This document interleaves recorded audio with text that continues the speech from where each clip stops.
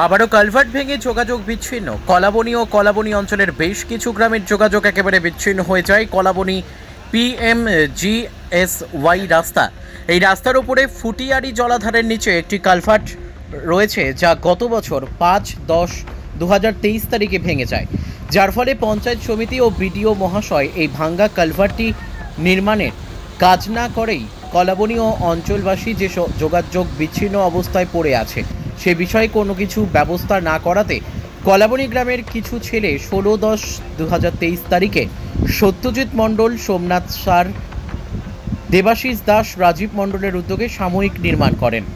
দেখতে দেখতে এক বছর কেটে গেলেও কালভার্টটি পাকাপাকিভাবে সরকারি কোনো কিছু না করাতে এই বর্ষায় আবার কালভার্টটি ভেঙে যায় এবং কলাবনী ও অঞ্চলের বেশ কিছু গ্রাম যোগাযোগ বিচ্ছিন্ন হয়ে যায়।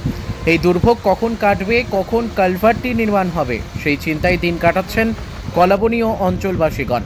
সত্যজিৎ মণ্ডল কালভার্টটি ব্রিজে নির্মাণ করার জন্য পুরুলিয়া জেলা সভাধিপতি মহাশয়াকে লিখিত আবেদন করেছেন। কলাবনী থেকে রাকেশ মণ্ডলের রিপোর্ট, এস নিউজ বাংলা। দেখা গেল যে এই নদীটি ভাষাপুলটি আজ ভগ্ন অবস্থায় রয়েছে। আপনারা যে পারাপার করছেন তাতে কতটা বিপজ্জনক? আমাদের 8 বছর থেকে গোলমাল ভেঙেছে, ভালোটা ভেঙেছিল, আবারও দুটো ভেঙেছিল। আমরা ক্লাবের ছেলে নিয়ে আমরা মজামত করেছিলাম, তারপরে বৃষ্টিতে আবার ভেঙেছে। আমাদের কষ্ট হচ্ছে আসা যাওয়ার জন্যে। হ্যাঁ, আর তারপরে আমরা জায়গায় দেখছি এখানে যা অসুবিধা, আমাদের ফিরে বা কোনো ড্রাইভের অবস্থা থাকলে গাড়ি ঘোড়ার ব্যাপার একটু ভালোই সমস্যা হয়। অনেকটা ঘুরতে হয়, তখন ওইটাতে ঘুরতে রাস্তাটা খারাপ, তখন এটা দিয়ে সোজা হয়। অনেক কিছু দেখছে, তবুও কিন্তু গ্রাহ্য করে না রাস্তাটা। ব্লকেও না, কেন কোনো পঞ্চায়েত থেকেও কোনো স্কিম দেয় না, কোনো ব্লক থেকেও কোনো নেই। তো আমাদের ছেলেগুলো অনেকটা আমরা সকল মেনে আমরা দিয়েছিলাম যে রোডটা করবার জন্যে, করে দেওয়া আমাদের একটু অসুবিধা হচ্ছে।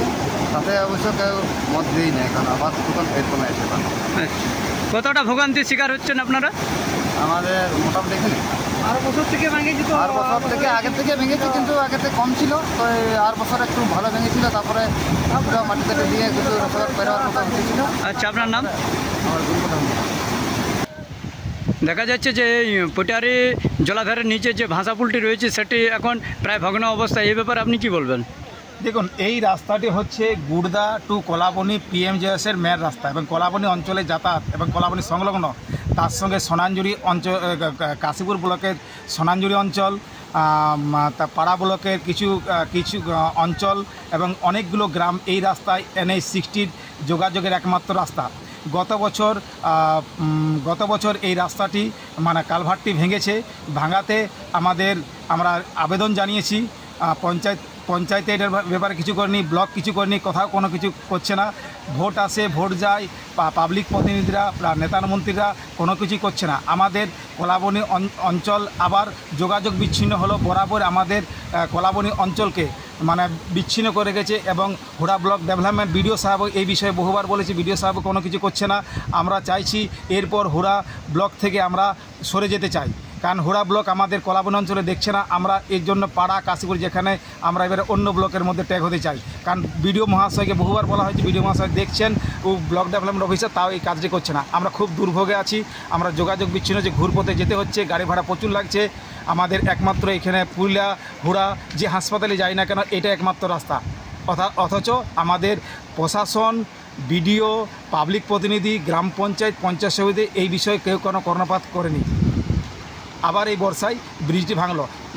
গত বছর যে ভেঙেছিল, আমাদের কলাবনী গ্রামের কিছু যুব সংগঠন মিলে এই ব্রিজটি রিপেয়ারিং করা হয়েছিল। যাতায়াত তাতে 1 বছর আমরা যাতায়াত করলাম, কিন্তু আবার ভেঙে গেল।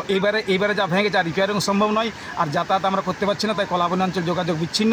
আমি প্রশাসনের দৃষ্টি আকর্ষণ করব যাতে এটা খুব তাড়াতাড়ি করে, এবং এইভাবে যে ব্যারিকেড দিয়ে রেখেছে এগুলো সিস্টেমভাবে একটা বোর্ড দিয়ে যেন করে, তাহলে ভালো হয়। ব্যারিকেডটা কে দিয়েছে? ব্যারিকেডটা কে দিয়েছে জানি না, তবে যারা ব্যারিকেড দিয়েছে যদি প্রশাসন থেকে দিয়ে থাকে তাহলে বলবো যে একটা বোর্ড দিয়ে দিলে ভালো হয়। আপনার নাম পরিচয়? আমি সত্যজিৎ মণ্ডল, হুড়া ব্লক তৃণমূল কংগ্রেসের যুব সহসভাপতি। আপনার বাড়ি কি এখানে? আমার বাড়ি কলাবনী। আমি নিজে এই বিষয়ে আবেদন করেছি রাস্তাটির জন্য, যেটা এই কালভার্টটি যেন ব্রিজের রূপান্তর করা হয়। কোথায় আবেদন করেছেন? আমি বিডিও সাহেবকে বলেছি এবং সভাধিপতি মহাশয়কেও লিখিত আবেদন দিয়েছি। লিখিত আবেদন দিয়েছেন? হ্যাঁ।